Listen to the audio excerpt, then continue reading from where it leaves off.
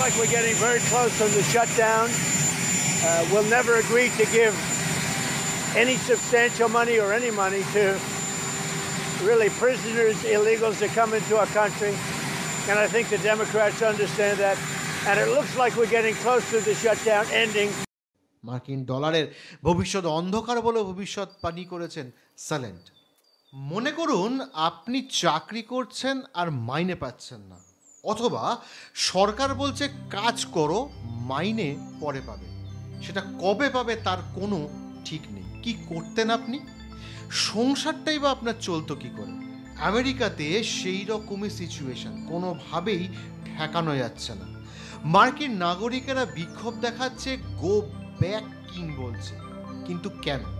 কারণ আমেরিকাতে শাটডাউন চলছে। এই ক্ষোভ বিক্ষোভ সামাল দিতেই ট্রাম্প আমেরিকার নাগরিকদের মাথা পিছু 1,77,000 টাকা করে দেওয়ার ঘোষণা করলেন। তবে এটা শুধুমাত্র পিঠ বাঁচানোর একটা প্রচেষ্টা মাত্র। তিনি ক্ষমতায় আসার পর থেকে বিভিন্ন দেশের উপর আমেরিকা যে শুল্কের বোঝা চাপিয়েছে তা নিয়ে আমেরিকার নাগরিকেরা ভীষণ রকম অসন্তুষ্ট হয়ে আছে। এর ফলে অনেক দেশের সঙ্গে ওয়াশিংটনের সম্পর্ক ভীষণভাবে অবনীত হয়েছে। সেটা আপনার ভারতবাসী হিসেবে কম বেশি সবাই জানেন। শুল্কের লভ্যাংশ থেকেই $2,000 মানে ভারতীয় মুদ্রায় প্রায় $1,77,000 করে দেওয়ার কথা ট্রাম্প ঘোষণা করেছেন। আর এতে আরও ক্ষেপে যায় আমেরিকার নাগরিকেরা। এই ঘোষণার সঙ্গে সঙ্গে শুল্ক নীতির বিরোধীদেরও এক হাত নিয়েছেন ডোনাল্ড ট্রাম্প। কি বলেছেন? তিনি বলেছেন যারা শুল্কের বিরুদ্ধে তারা আসলে বোকা। আমরা এখন বিশ্বের ধনীতম দেশ, সকলে আমাদের সবচেয়ে বেশি শ্রদ্ধা করে। দেশে মুদ্রাস্ফীতি প্রায় নেই, স্টক মার্কেটের মূল্য নজির করেছে। আমরা কোটি কোটি টাকা নিচ্ছি, তা দিয়ে শীঘ্রই বিপুল যে আমাদের ঋণ আছে বাজারে, সেই ঋণ আমরা শোধ করে দেব। আপনারা কি জানেন সেই ঋণের পরিমাণ কত? ঋণের পরিমাণ $37 লক্ষ কোটি। এই $37 লক্ষ কোটি কিন্তু ব্যাপারটা খুব একটা কম নয়। শুধুমাত্র শুল্ক চাপিয়ে কোনো দেশের বা কোনো মুষ্টিমেয় কিছু দেশের ওপর শুল্ক চাপিয়ে যে ঋণ কমপ্লিট করা যাবে বা ডেপ্ট কমপ্লিট হবে, এটা কিন্তু সেও জানে আর আমরাও কম বেশি সবাই জানি। আপনারই বলুন, একটা দেশ কোনো দিন বন্ধ হয়ে যেতে পারে নাকি? যদি হয় তাহলে সেটা প্রশাসনিক অদক্ষতা এবং অর্থনৈতিক অচলাবস্থাকেই ইঙ্গিত করে। একদম ঠিক ধরেছেন, আমেরিকার অর্থনৈতিক এবং প্রশাসনিক ব্যবস্থা অচল হয়ে গেছে এবং তার মূল কারণ তাদের প্রেসিডেন্ট ডোনাল্ড ট্রাম্প। এর আগের বার 2018 সালেও তার ফার্স্ট টেনিয়রে এরকমই শাটডাউন হয়েছিল আমেরিকা। শিক্ষা উনি নেন, তার সঙ্গে কারো মত মিলছে না, তিনি কারোর মতের অপেক্ষা করছেন না, তিনি তার মতো করেই সব কিছু চলতে হবে এটাই উনি ভেবে নিচ্ছেন আর করছেনও তাই। কিন্তু এক জায়গায় এসে ডোনাল্ড ট্রাম্প আটকে গেছে, সেটা হলো আমেরিকান কংগ্রেস। সেটা কীরকম?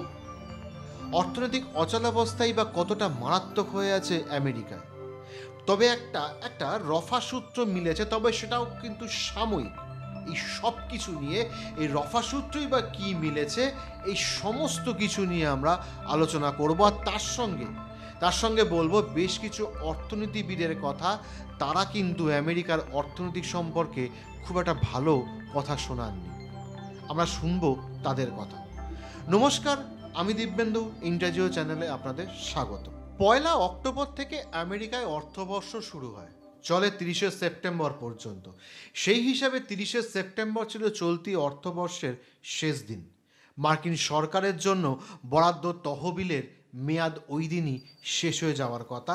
তারপর নতুন অর্থবর্ষ, নতুন বাজেট। আর এখানেই এসেছে যত সমস্যা। বাজেট পাস করা যাচ্ছে না মার্কিন সেনেট সদস্যদের মতের অমিলের কারণে। যদি বাজেট বা কোনো জরুরি তহবিল সংক্রান্ত বিল পাস না হয় মার্কিন কংগ্রেসে, আমেরিকায় শাটডাউন ঘোষণা করে দেয় তৎকালীন সরকার। শাটডাউনের অর্থ হলো অর্থের অভাবে সরকার আর তার কাজ চালাতে পারছে না। অর্থাৎ অর্থাৎ জরুরি পরিষেবা যেমন প্রতিরক্ষা, বিমান পরিবহন, সামাজিক সুরক্ষা এবং অভিবাসন বাদে বাকি আর সমস্ত সরকারি এবং যেখানে টাকা দেওয়ার প্রয়োজন হয় সরকারের, সেই সমস্ত অর্থ যোগান বন্ধ করে দেবে সরকার। তার ফলে বহু পরিষেবাই বন্ধ হয়ে যাবে, হয়েছেও তাই। কাজ করা বন্ধ করে দেবেন সরকারি কর্মচারীরা, কারণ সরকার তাদের স্যালারি দিতে পারবে না। কোনো প্রকল্পের জন্য বা কর্মীদের বেতন দেওয়ার মতো অর্থ সরকারের তহবিলে আর নেই।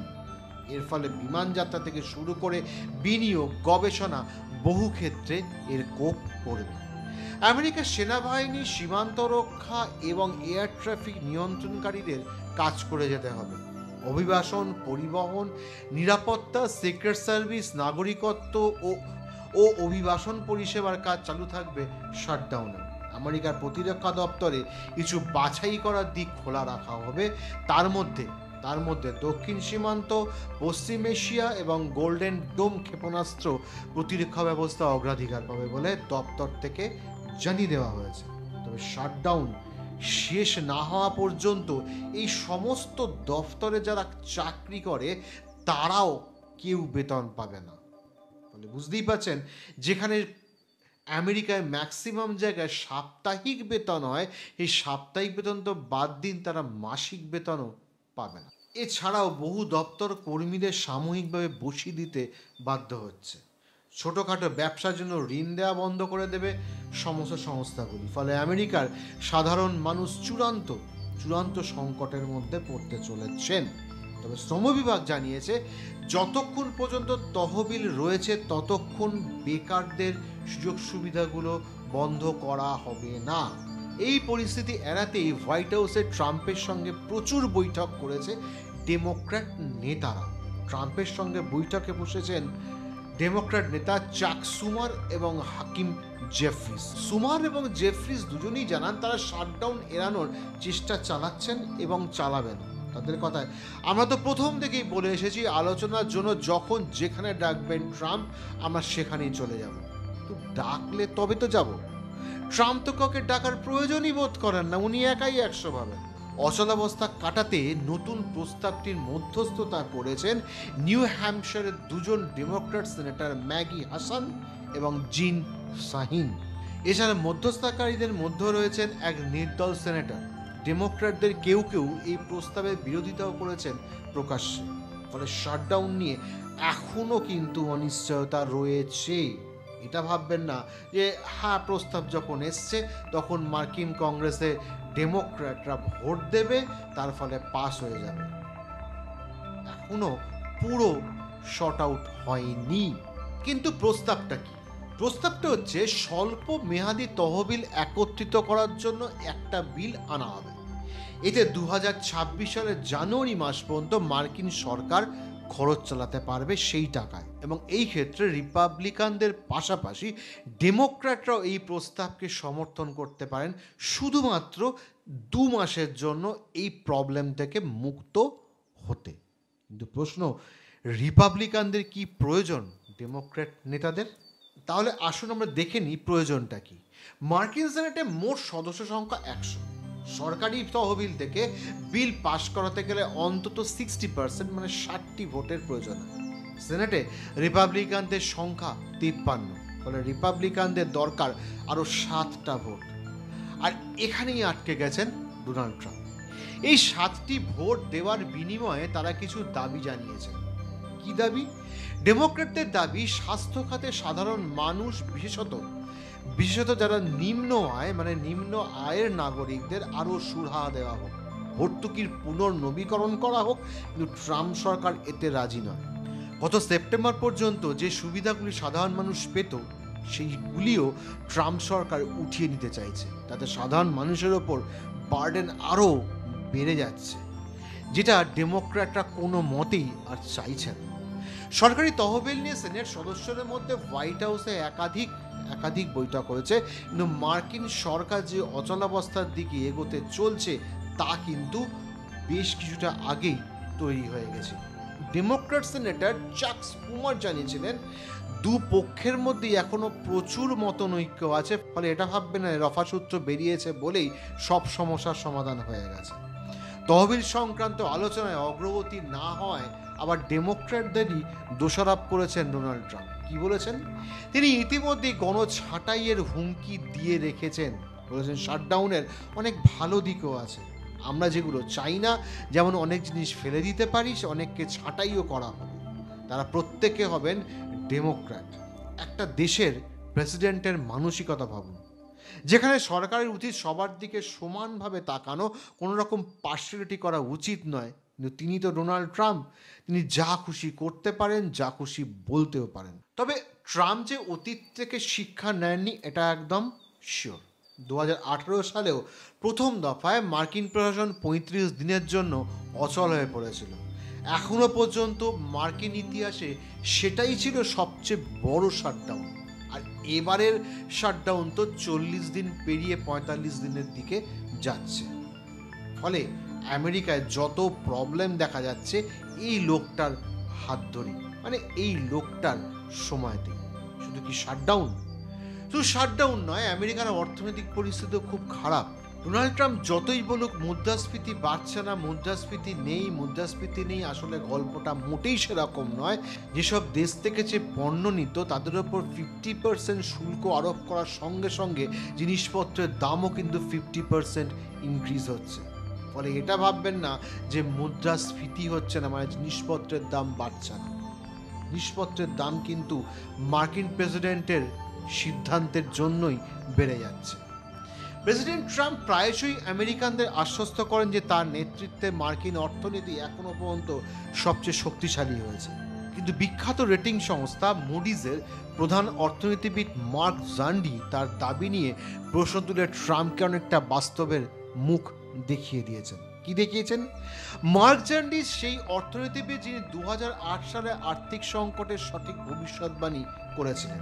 মুডিস প্রধান অর্থনীতিবিদ বলেছেন, মার্কিন অর্থনীতির অবনতির অবস্থা সম্পর্কে কয়েক মাস আগে যে আশঙ্কা প্রকাশ করা হয়েছিল তা নাকি এখন সত্যি হচ্ছে। তিনি অনুমান করছেন 2025 সালের শেষ নাগাদ মার্কিন অর্থনীতি কিন্তু তীব্র মন্দার কবলে পড়তে পারে। তিনি মনে করেন না যে মার্কিন অর্থনীতি এই মুহূর্তে মন্দার মধ্যে রয়েছে, তবে যেতে পারে। তবে তিনি বিশ্বাস করেন যেটি মন্দার দরজায় দাঁড়িয়ে আছে। গত কয়েক মাস ধরে তিনি ট্রাম্প প্রশাসনের বাণিজ্য ও কর্মসংস্থান নীতি নিয়ে ক্রমাগত প্রশ্ন তুলে আসছেন। তার মতে ট্রাম্পের পদক্ষেপগুলি আমেরিকান অর্থনীতির উপর মারাত্মক প্রভাব ফেলতে পারে। অপর এক মার্কিন অর্থনীতিবিদ জেরাল্ড স্যালেন্ট বলেছেন, ব্রিক্স দেশগুলি বিশেষ করে ব্রাজিল, রাশিয়া, ভারত, চীন এবং সাউথ আফ্রিকার ক্রমাগত চাপের মুখে পড়ছে ডোনাল্ড ট্রাম্পের সরকার। আমেরিকার বিদেশ নীতির বিরুদ্ধে ব্রিক্সের দেশগুলি যেভাবে জোট বাঁধছে তাতে ভবিষ্যতের ডলারের আধিপত্য কায়েম রাখতে বেগ পেতে হবে।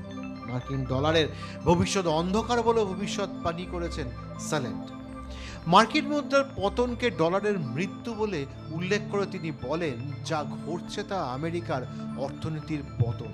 ডলারের মৃত্যু কাল ইতিমধ্যে শুরু হয়ে গেছে। শুল্ক নিয়ে ট্রাম্প চোটপাট করার সময় মাথা রাখেননি তার দেশের আর্থিক ও ভূ রাজনৈতিক পদক্ষেপই কিছু দেশকে স্থানীয় মুদ্রায় লেনদেনে বাধ্য করছে। আমেরিকা, রাশিয়া, ইরান, ভেনেজুয়েলার মতো দেশের ওপর ক্রমাগত নিষেধাজ্ঞা জারি করায় এবং তাদের সুইফট ব্যবস্থা থেকে বাদ দেওয়ার সিদ্ধান্ত নেওয়ায় ওই দেশগুলি ডলারে দাম মেটানোর পথ বন্ধ হয়ে গেছে। সারা পৃথিবী যেখানে ডলারে বাণিজ্য করে, সেই ডলারই যদি দাম মেটানো বন্ধ করে দেয়, ডলার কিন্তু পড়তে বাধ্য। ডোনাল্ড ট্রাম্পের সহযোগী বাণিজ্য সচিব হাওয়ার্ড লাটনিক বলছেন, সুইজারল্যান্ড, ব্রাজিলের মতো বেশ কিছু দেশকে সিধে করতে হবে। সরাসরি থ্রেট। কিছু সমস্যা রয়েছে, আমেরিকার প্রতি দেশগুলির আচরণ সঠিক হওয়া দরকার। তবে বর্তমান পরিস্থিতিতে আমার মনে হয় অন্যের দিকে না তাকিয়ে মার্কিনদের নিজের দেশের দিকে বেশি নজর দেওয়া উচিত বা নজর দেওয়া দরকার। তবে একটা দেশের সরকার খারাপ হলে সেই জনগণকে তার প্রভাব ভোগ করতে হবেই। আমেরিকার জনগণকেও সেটা করতে হচ্ছে বা পরবর্তীকালে আরও বেশি করে হতে পারে। তবে আশা করব খুব শীঘ্রই এই অচলাবস্থা কাটিয়ে দেশটি সাধারণ অবস্থায় ফিরে আসবে এবং চাকুরিজীবীদের উপর যে অর্থনৈতিক দায় চেপেছে সরকার যথাযথভাবে তার দায়িত্ব নেবে এবং সমস্ত অচলাবস্থা কাটিয়ে আবার পুনরায় দেশটি স্বাভাবিক অবস্থায় ফিরে আসবে। ততক্ষণ সবাই ভালো থাকবেন, সুস্থ থাকবেন। জয় হিন্দ, জয় ভারত।